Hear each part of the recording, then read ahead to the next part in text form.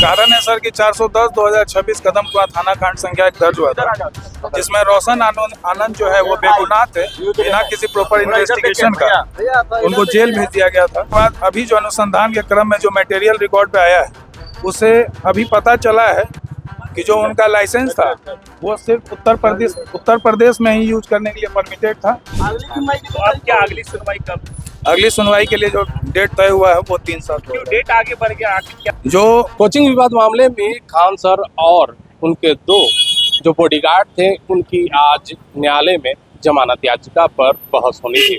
हालांकि आपको बता दें कि इसकी डेट जो है 3/7/2026 को बढ़ा दी गई है, जिसके पश्चात आपको बता दें कि खान सर की मुश्किलें भी अब बढ़ती नजर आ रही हैं। आपको बता दें कि कोचिंग विवाद मामले में जो खान सर के जो दोनों बॉडीगार्ड थे उनकी जो आर्म्स का लाइसेंस था सिर्फ यूपी तक ही एक निर्भर था, जिसके पश्चात वो है कि यहाँ इस्तेमाल सिर्फ यूपी तक ही निर्भर था, लेकिन वह बिहार में आकर के कर रहे थे, जिस पर अब कोर्ट ने संज्ञान लिया है। कोर्ट में उसकी डायरी भी प्रस्तुत की गई है। हालांकि अगर दूसरे बॉडीगार्ड की अगर बात कर ली जाए तो ऑल ओवर इंडिया का उसका लाइसेंस है, लेकिन जो लाइसेंस है सिर्फ अपनी सुरक्षा के लिए उसे लाइसेंस दिया गया था, न कि किसी की बॉडीगार्ड की हैसियत से काम करने की। और हालांकि आपको बता दें कि खान सर ने भी वेरिफिकेशन दोनों बॉडीगार्डों की लाइसेंस का नहीं किया था, जिसके पश्चात ऐसी मुश्किलें बढ़ती नजर आ रही हैं। हालांकि आपको बता दें कि जमानत याचिका पर अब सुनवाई टल गई है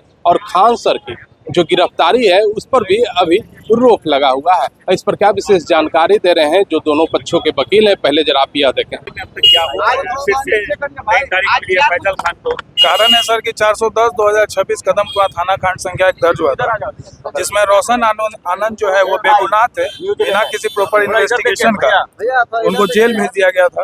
अनुसंधान पदाधिकारी के द्वारा कोई प्रॉपर इन्वेस्टिगेशन नहीं किया गया था और बहुत जल्दबाजी में उनको जेल भेजा गया था।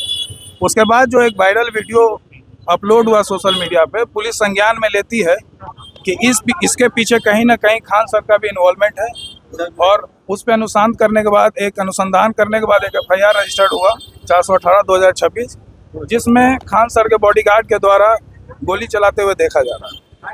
और उसी आधार पर जो है ये केस रजिस्टर्ड हुआ, जिसमें बॉडीगार्ड को जेल भेज दिया गया। और जेल भेजने के बाद अभी जो अनुसंधान के क्रम में जो मटेरियल रिकॉर्ड पे आया है, उसे अभी पता चला है कि जो उनका लाइसेंस था वो सिर्फ उत्तर प्रदेश में ही यूज करने के लिए परमिटेड था। और वो लाइसेंस जो उनको इशू हुआ था वो इसलिए हुआ था सिर्फ क्योंकि उनके पिताजी की हत्या कभी हुई थी और उनके प्रोटेक्शन के लिए वो लाइसेंस उनको प्रोवाइड किया गया। क्या लगता है कि समय जी, जो उनको सेल्फ डिफेंस के लिए जो हथियार प्रोवाइड किया गया था उससे वो खान सर को प्रोटेक्ट किया। वो लाइसेंस किसके ऊपर? उनके बॉडीगार्ड के ऊपर निर्भर था। तो अब क्या अगली सुनवाई कब? अगली सुनवाई के लिए जो डेट तय हुआ है वो 3-7 क्यों डेट आगे बढ़ गया? आखिर क्या? जो सप्लीमेंट्री पिटीशन खान सर के अधिवक्ता के द्वारा पेश किया गया, उसमें उनके द्वारा कहा गया कि वो एक ट्रैवलिंग लाइसेंस होल्ड करते हैं, उसका रिपोर्ट संबंधित आईओ से मंगवाया गया, इसलिए 3-7 का डेट फिक्स। 3-6 का वेल पिटीशन साथ में ही चल रहा है, तीनों का सुनवाई एक साथ ही होता है। प्रोटेक्शन पर रोक अभी भी है? हाँ, interim protection till next date अभी भी है। क्या नाम हुआ? सत्यम झा। तो आपने देखा कि जमानत याचिका पर आज सुनवाई होने वाली थी। सुनवाई को अगले 3 तारीख तक बढ़ा दिया गया है, जिसके पश्चात अब अगले 3 तारीख को ही बहस होगी और बहस होने के पश्चात ही पता चल पाएगा। आपको बता दें कि खान सर के बॉडीगार्ड की जो जमानत याचिका की डेट है अगले 3 तारीख तक बढ़ा दी गई है। अब इसके पश्चात ही पता चल पाएगा अगली हेयरिंग में कि खान सर के दोनों बॉडीगार्डों की जो जमानत याचिका है अब उन्हें जेल में रहना पड़ेगा 3 तारीख को, या फिर वो बाहर आएंगे। अगली तारीख के पश्चात ही यह पता चल पाएगा। पटना से NBC 24 के लिए अजय शर्मा की रिपोर्ट।